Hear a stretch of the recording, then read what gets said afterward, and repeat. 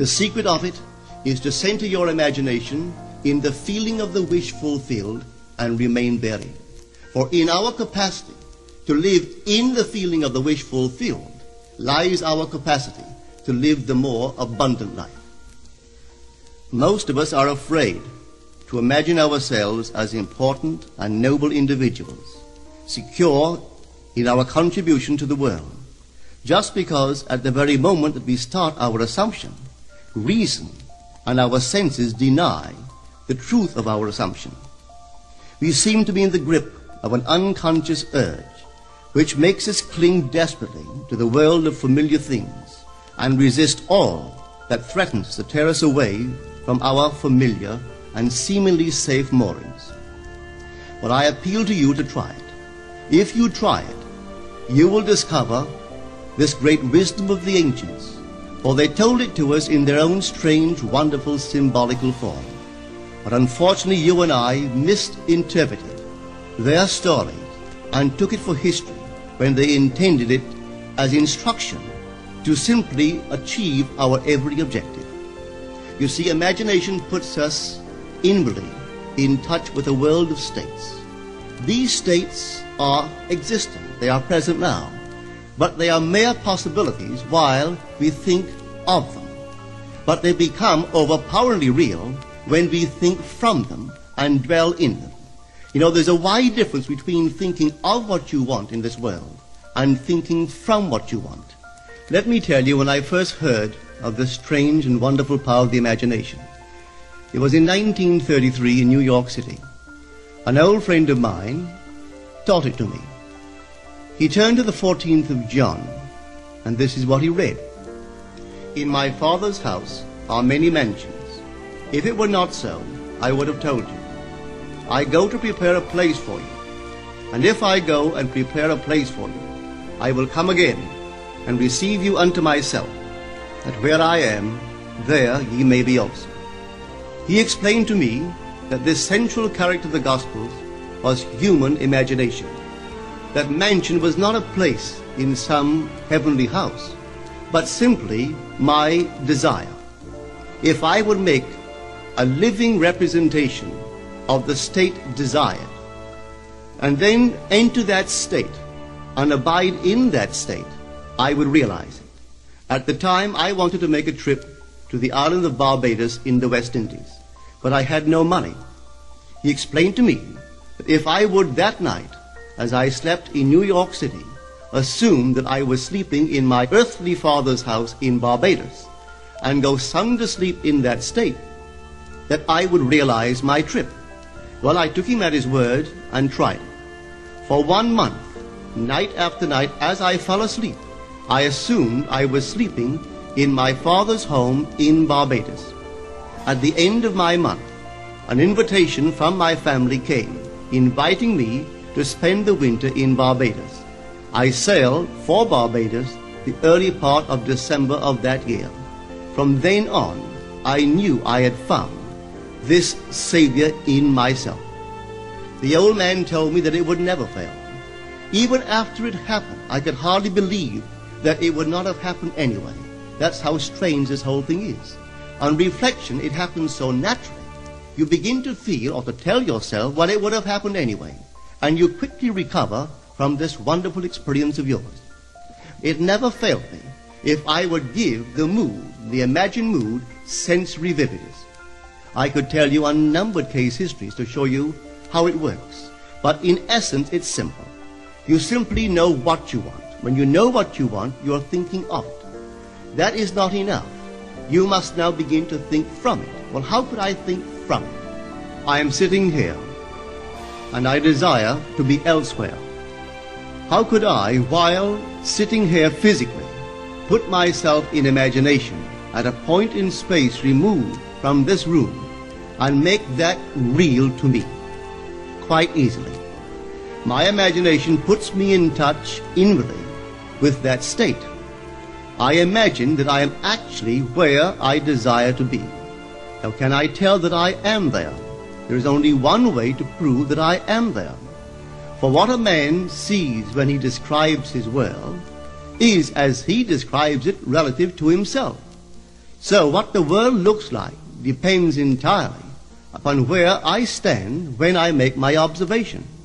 So if, as I describe my world, it is related to that point in space I imagine that I am occupying, then I must be there. I am not there physically, no, but I am there in my imagination. And my imagination is my real self. And where I go in imagination and make it real, there I shall go in the flesh also. When in that state I fall asleep, it is done. I have never seen it fail. So this is the simple technique on how to use your imagination to realize your every objective. Here is a very healthy and productive exercise for the imagination. Something that you should do daily. Daily relive the day as you wish you had lived it, revising the scenes to make them conform to your ideals. For instance, suppose the day's mail brought disappointing news. Revise the letter. Mentally rewrite it and make it conform to the news you wish you had received. Or suppose you didn't get the letter you wish you had received. Write yourself the letter and imagine that you received such a letter. Let me tell you a story that took place in New York not very long ago. In my audience sat this lady who had heard me numberless times. And I was telling the story of revision. That man, not knowing the power of imagination, he goes to sleep at the end of his day, tired and exhausted, accepting as final all the events of the day. And I was trying to show that man should, at that moment, before he sleeps, he should rewrite the entire day and make it conform to the day he wished he had experienced. Here is the way a lady wisely used this law of revision. It appears that 2 years ago, she was ordered out of her daughter-in-law's home. For 2 years, there was no correspondence. She had sent her grandson at least 24 presents in that interval, but not one was ever acknowledged. Having heard the story of revision, this is what she did. As she retired at night, she mentally constructed 2 letters. One she imagined coming from her grandson, and the other from her daughter-in-law. In these letters they expressed deep affection for, and wondered why she had not called to see them. This she did for 7 consecutive nights, holding in her imaginary hand the letter she imagined she had received, and reading these letters over and over until it aroused within her the satisfaction of having heard. Then she slept. On the 8th day, she received a letter from her daughter-in-law. On the inside there were 2 letters, one from her grandson and one from the daughter-in-law. They practically duplicated the imaginary letters that this grandmother had written to herself 8 days before. This art of revision can be used in any department of your life. Take the matter of health. Suppose you were ill. Bring before your mind's eye the image of a friend. Put upon that face an expression which implies that he or she sees in you that which you want the whole world to see. Just imagine he is saying to you that he has never seen you look better, and you reply, I have never felt better. Suppose your foot was injured. Then do this. Construct mentally a drama which implies that you are walking, that you're doing all the things that you would do if the foot was normal, and do it over and over and over until it takes on the tones of reality. Whenever you do in your imagination that which you would like to do in the outer world, that you will do in the outer world. The one requisite is to arouse your attention in a way and to such intensity that you become wholly absorbed in the revised action. You will experience an expansion and refinement of the senses by this imaginative exercise, and eventually achieve vision in the inner world. The abundant life promised us is ours to enjoy now, but not until we have the sense of the Creator as our imagination can we experience it.